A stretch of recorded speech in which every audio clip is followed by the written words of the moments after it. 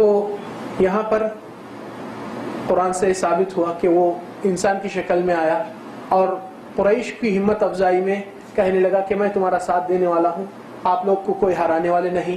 اور جیسا مقابلہ ہوا اور جنگ میدان میں اللہ کے فرشتوں کا نزول ہوا، شیطان نے پیٹھ پلٹا کر بھاگ چکا ہے اور میدان کو چھوڑ کر، اور کہنے لگا مجھ کو وہ چیز نظر آ رہی ہے جو تم کو نظر نہیں آتی. تو یہاں پر انسان کی بھیس میں اور شکل میں آئے. اور اس کے بارے میں بخاری باب الوکالہ میں بھی ابو ہریرہ جب بیت المال کی نگرانی کر رہے تھے اس وقت پہ بھی ایک بوڑھے کی آدمی کی شکل میں ابلیس نے آ کر کچھ بیت المال سے چرایا، اور وہ واقعہ 3 دن کا مسلسل چلتے رہا. اور روز دوسرے دن رسول اللہ صلی اللہ علیہ وسلم ابو ہریرہ سے پوچھتے ہیں ما فعل اسیرک البارحہ، کہ آپ کا قیدی آپ کے ساتھ کیا سلوک کیا، کیا کہا آپ سے؟ تو پہلے دن اس نے کہا مجبوری میں نے ہاتھ اٹھایا، چوری کیا، معاف کر دو. ابو ہریرہ پہلے دن معاف کر دیے. دوسرے دن وہ کہنے لگا مجبوری اور بیوی بچے پریشان ہونے سے میں ہاتھ آگے پھر سے اٹھایا چوری کرنے میں، آپ مجھے معاف کر دو، وہ لوگ پریشان ہو جائیں گے. تیسرے دن اس نے خود کہا اے ابو ہریرہ کیا آپ سے ایک بات کہوں جس کی وجہ سے میں آپ کو سکھاؤں گا ایک بات، اگر آپ پڑھ لیں گے تو آپ کے نزدیک کوئی شیطان قریب نہیں آئے گا اور مجھے چھوڑ دینا اس کے بدلے میں. تو ابو ہریرہ کہے کہ کیا ہے؟ تو وہ خود کہا کہ آیت الکرسی پڑھی. تو نبی صلی اللہ علیہ وسلم دوسرے دن پوچھتے ہیں ما فعل اسیرک البارحہ یا ابو ہریرہ، اے ابو ہریرہ آپ کا قیدی کیا کہا آپ سے؟ قال، کہا کہ کچھ چیز سکھاؤں گا اگر آپ پڑھیں گے آپ کے نزدیک کوئی شیطان قریب نہیں ہو سکتا. تو کہا آیت الکرسی. تو رسول اللہ صلی اللہ علیہ وسلم یہاں فرماتے ہیں صدقک وہو کذوب، یہ بات تو سچ کہا جبکہ وہ ہمیشہ کا جھوٹا ہوتا ہے. یہ بات کو غور کیجئے کیونکہ علاجوں میں اپنے کو یہ اہمیت نظریات کے بنیاد بنانا ضروری ہے. صدقک وہو کذوب، ہمارے رسول صلی اللہ علیہ وسلم ان لوگوں کو جھوٹا قرار دیتے ہیں کہ جھوٹے رہتے ہیں ہمیشہ، مگر یہ بات تو سچ کہا. تو اہل علم کہتے ہیں کہ حق کی بات اگر شیطان سے بھی آئے قبول کرنے کا حکم ہے. تو آج کئی لوگ اپنے بھائیوں سے حق کی بات ملتی ہے مگر کہتے ہیں کہ بھائی یہ تو کل کا بچہ ہے ہمیں کیا سکھاتا ہے. کہتے ہیں ہم اتنے سالوں سے گزرے ہم کو کوئی نے کہا، ہم نے نہیں کیا، ہمارے باپ دادا نہیں کیے. تو وہ چیز میں بھی آ کر حق سے روگردانی کرتے ہیں اور یہ کبر کی علامت ہے جو جنت سے روکتی ہے. تو اور بھی وقائع میں ابو سعید الخدری رضی اللہ عنہ جو مسلم میں اور ترمذی اور نسائی میں واقعہ ہے کہ رسول اللہ صلی اللہ علیہ وسلم ایک جنگ میں جب گئے تھے وہاں پر ایک صحابی تھا جو شادی قریب میں ہو چکی تھی کچھ دن پہلے. تو رسول اللہ صلی اللہ علیہ وسلم دیکھے کہ اس کی ضرورت نہیں تو اس کو اپنے ہتھیار کے ساتھ اس کو کہتے ہیں کہ آپ مدینہ چلے جائیے، اپنی بیوی کے ساتھ رہیے اور یہاں پر کفایہ ہے. اور احتیاط کے لیے اس کے ساتھ اس کا نیزہ حربہ دے دیتے ہیں صلی اللہ علیہ وسلم. جیسا وہ پہنچتا ہے اپنے گھر، رات کا وقت کافی ہو چکا ہے، اس کی زوجہ اس کی بیوی گھر سے باہر ٹھہری ہے. تو بیوی پہ شک کرتے ہوئے اپنا حربہ اپنی بیوی کی طرف اٹھاتا ہے. تو کہتی ہے آپ ٹھہری، آپ ایک نظر اندر دیکھیں تو آپ کو پتہ چلے گا کہ میں کہ باہر کیوں آئی. تو صحابی جب داخل ہوا دیکھا کہ ایک سانپ اپنے بستر پہ وہاں اپنے گھر کے اندر موجود ہے، جس کی وجہ سے وہ بھی خوف لے کر باہر نکل چکی. اور وہ صحابی نے اپنا نیزہ لے کر اسی سانپ کو اس وقت قتل کیا. اور اس کی بیوی یہ واقعہ نبی صلی اللہ علیہ وسلم کے پیش کرتے ہوئے کہی کہ اللہ کے نبی مجھے پتہ نہیں کس کا پہلے موت ہو گئی، وہ سانپ کیا میرے شوہر کی. اسی وقت وہ بدلہ چکایا گیا. تو نبی صلی اللہ علیہ وسلم اس وقت صحابہ کرام کو اعلان کرتے ہوئے سناتے ہیں کہ جنات کچھ مدینہ میں آئے جو اسلام قبول کر کے رہے، تو آپ لوگ اگر ان میں سے فَإِذَا رَأَيْتُمْ شَيْئًا مِّن ذَلِكَ فَآذِنُوهُ، تو اس کو وارننگ کرو، وارننگ کہ اللہ تعالیٰ کے حکم سے میں یہ وارن کرتا ہوں یا خبردار کرتا ہوں کہ آپ اگر جنات میں سے ہے تو آپ ہم کو بغیر تعزیت دے کر ہٹ جائیے، نہیں تو آپ کا قتل کیا جائے. اور وہ 3 بار دے کر آپ ہٹ جائیے، اگر وہ چیز جنات میں سے تھی چلے جائے گی، نہیں تو اس کو قتل کرنا. وَلَكِنْ اُقْتُلُوا ذُو الطِّفْيَتَيْنِ، نبی صلی اللہ علیہ وسلم کی ایک حدیث ہے کہ مگر ایک سانپ ہے جس کو فوری قتل کرنے کا حکم ہے. جنات اس شکل میں نہیں آتے جو سانپ کے سر کے اوپر 2 سفید لکیر آتے ہیں، جو اس کے اوپر ایک علامت آتی ہے. نبی صلی اللہ علیہ وسلم فرمایا کیونکہ یہ سانپ کی نظر سے حاملہ عورت اپنے حمل کو ساقط کر سکتی ہے، اس کو گراتا ہے، اتنی تیز نظر رہتی ہے اس سانپ کی. اور یہ بھیس میں جب آتا ہے تو اس کو فوری قتل کرنے کا حکم آپ صلی اللہ علیہ وسلم نے دے دیا. خیر، تو یہاں پر آپ صلی اللہ علیہ وسلم یہ بھی دوسری حدیث میں بتائے تھے جو ترمذی اور نسائی اور ابن ماجہ اور احمد مسند میں ہیں. آپ صلی اللہ علیہ وسلم نے فرمایا کہ کالا کتا شیطان ہوتا ہے جس میں ذرے بھی سفیدی نہیں.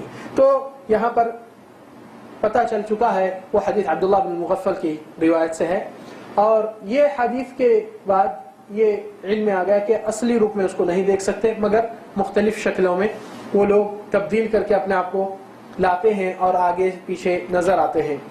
اور رسول اللہ صلی اللہ علیہ وسلم، پہلی چیز جنات کے بارے میں تو لفظ معلوم ہو چکا ہے، مگر شیطان اور جن میں کیا فرق ہے؟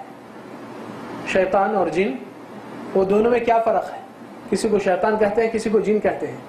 تو اصلیت تو انسان کی انسان ہوتا ہے، مگر کوئی انسان جو لوگوں کا خون کرنے میں اتنی آسانی سے کر دیتا ہے، بات کچھ بھی نہیں رہتی اور فوراً خون خرابے میں تیز ہے، تو لوگ کہتے ہیں یہ تو انسان نہیں، یہ تو انسانیت سے باہر ہو چکا ہے، اور کبھی کچھ اور نامہ دیتے ہیں کہ یہ تو مجرم ہے، یہ تو وحشی ہے، حالانکہ وہ انسانی ہے۔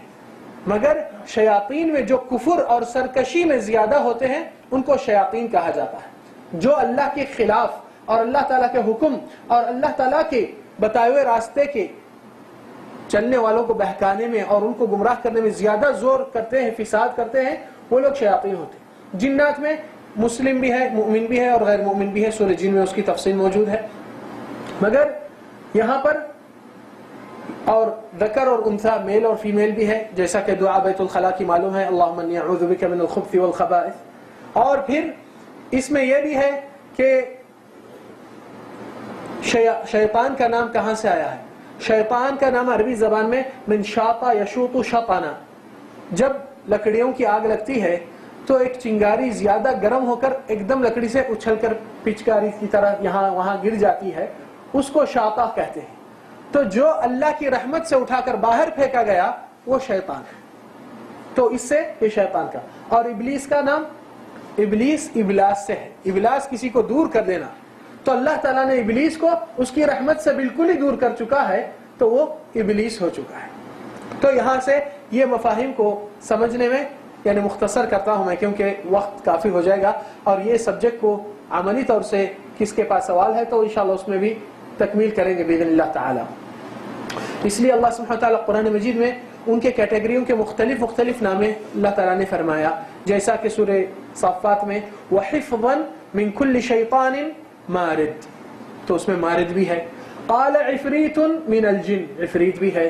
ومن الشیاطین کل بناء وغواص، تو مختلف ان کے حالات ہے، مختلف یعنی ان کی قابلیت ہے، مختلف پروفیشنل ہے، مختلف علم میں اور طاقت میں بھی موجود ہے، جیسا کہ سلیمان نے جب اپنی محفل میں کہنے لگے بلقیس اور اس کے عرش کو کون لے کر اٹھا کر آئیں گے وہاں سے؟ عرش ایک معمولی کرسی ٹیبل نہیں، ایک بڑا پتھروں سے پہلے تراش کر بناتے تھے، جو کنگ اور بادشاہ اوپر بیٹھتا ہے، اس کے حاشیہ اس کے اطراف میں بیٹھتے تھے، ان کی اسمبلی جو محفل ہوتی۔ تو سبا کی یمن کی مملکت سے عراق تک لانا 3000 فاصلہ کلومیٹر ہے۔ قال عفریت من الجن، جنوں میں سے ایک عفریت کہنے لگا، سورہ نمل میں دیکھیے، انا آتیک بہ قبل ان تقوم من مقامک، آپ اپنی جگہ سے اٹھنے سے قبل میں وہ چیز وہاں سے اٹھا کر لاؤں گا۔ آج انسان کی کتنی پاور ہے، 1 سیکنڈ کے اندر، 2 سیکنڈ کے اندر یا 1 منٹ میں بھی وہ ایسی چیز کو وہاں سے یہاں تک پہنچ نہیں لا سکتا۔ جتنی بھی ٹیکنالوجی آج تک بھی موجود ہوئی وہ نہیں کر سکتے۔ قال الذی عنده علم من الکتاب، دوسرا جن نے کہا جس کے پاس دین کا علم زیادہ ہے۔ دیکھیے علم کی فضیلت کتنی بڑی ہے، اللہ کی کتاب کا علم، یہ وہ علم نہیں، دین کا علم، اللہ کی پہچان۔ قال الذی عنده علم من الکتاب انا آتیک به قبل ان يرتد الیک طرفک، اے سلیمان آپ کی آنکھ کی پلک بند کے کھلنے سے پہلے، فلما رآہ مستقرا عنده، سلیمان نے دیکھا وہ چیز پہنچ گئی۔ سلیمان یہ نہیں کہے کہ دیکھو کتنی بڑی طاقت ہے میرے پاس، کتنے بڑے فوج ہے، کتنے بڑے لشکر ہے، نہیں، اللہ تعالیٰ کا فضل، اللہ تعالیٰ کی شکر ادائی فوراً زبان پہ آتی ہے۔ قال هذا من فضل ربی، ایک دوسری مقام پہ بھی، اور یہاں پر فلما رآہ مستقرا عنده قال هذا من فضل ربی، اور دوسری آیت میں جب سلیمان چمٹی کی زبان سمجھ کے قال رب اوزعنی ان اشکر نعمتک، جب مسکرائے چمٹی کی بات سمجھے، مگر ہمیشہ آپ کے اندر بھی ایک سبق ملتا ہے کہ جو بھی نعمت، کامیابی، ترقی آپ لیتے ہیں تو پہلی چیز جس کی وجہ سے، جس کی مہربانی سے، جس کا فضل سے، اس کا اقرار کر کے اس کی شکر بجا لائیے پہلے۔